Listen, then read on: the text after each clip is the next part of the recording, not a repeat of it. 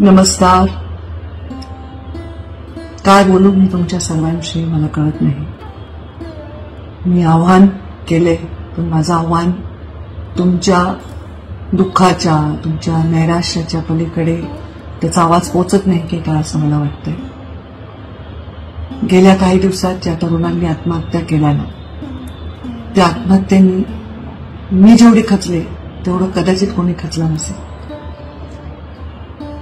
मी अहमदपूर मधल्या त्या तरुणाच्या आईला बोलले ज्या दिवशी घटना घडली. ती माऊली मला म्हणते, ताई तुम्ही टेन्शन घेऊ नका, त्याचा तुमच्यावर खूप जीव होता. अरे इतकं प्रेम, ह्याला शब्द मला सापडत नाहीये. कदाचित त्याला अघोरी प्रेम म्हणतात. ते तुम्ही माझ्यावर करताय. प्रत्येक क्षणी एक एक कर्ज माझ्यावर चढवताय. तुम्ही मला पाहिलंय गेल्या 20-22 वर्ष. मुंडे साहेबांसारख्या पहाडासारख्या नेत्याला मी पाहिलेलं आहे भावनिक होताना, खचताना. मी त्यांना आधार दिला. आधार दिला म्हणजे मी एवढी मोठी नाही की त्यांना आधार दिला, पण मी आधार द्यायचा भाव आणला. कारण माझ्या बापाला वाटू नये की मला मुलगी आहे आणि ती कोमल आहे. नाही बाबा, मी खूप कठीण आहे, मी खूप कर्मठ आहे, मी तुमच्यासाठी लढायला मागे पुढे पाहणार नाही. जेव्हा मुंडे साहेब वारले, आठवा तो दिवस 4 जूनचा, दगड पडत होते सगळ्यांच्या डोक्यावर, पण मी धावत जाऊन माईक हातात घेतला. जीवाची पर्वा केली नाही, कोणाच्याही विषय विचार नाही केला. विचार केला तो समाज चेंगरेल, अनेक जीव जातील याचा विचार केला.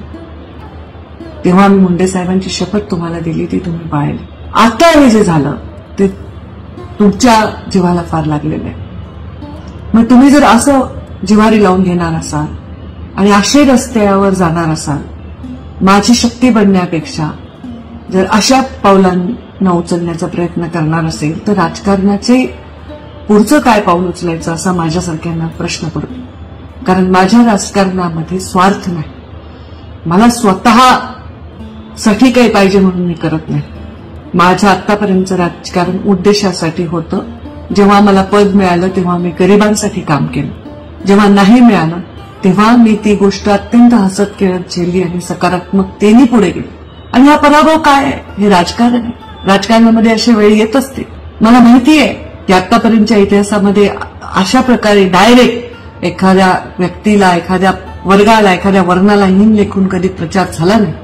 ते मनाला लागले, तुमच्या जिव्हारी लागले. मला मान्य, आपल्याला वंचितांचा आवाज बनायचा आहे. या संघर्षामध्ये आपल्याला त्या सगळ्यांना ताकद देणारी एक फौज बनायचा आहे. असं जीव देऊन भागणार नाही रे बाळांनो. मग मी कसं काम करू? मी तुम्हाला हात जोडून विनंती करते. मी तुमच्याकडे गेले पण माझा पायच उचलत नाही. सांत्वनासाठी माझ्याकडे शब्द नाही. मी येत आहे. कृपा करून, माझी शपथ आहे तुम्हाला, मी साहेबांची शपथ घालून पाहिली, पण माझी शपथ आहे तुम्हाला, स्वतःच्या जीवाला काहीही करून घेऊ नका.